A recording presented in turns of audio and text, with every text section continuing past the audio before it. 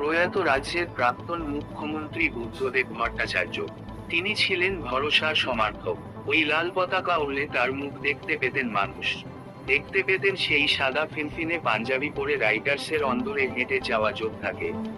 তার কমরেডরা স্বপ্ন দেখেছিলেন পরের ব্রিগেডে মঞ্চে থাকবেন তিনি। ধুঁকতে থাকা একটা দল তার সঙ্গে গলা মিলিয়ে বলবে, ইনকিলাব জিন্দাবাদ। তারা বিশ্বাস করেছিলেন বুদ্ধবাবুর পথ ধরেই আবার ফিরবে দল, শূন্য থেকে।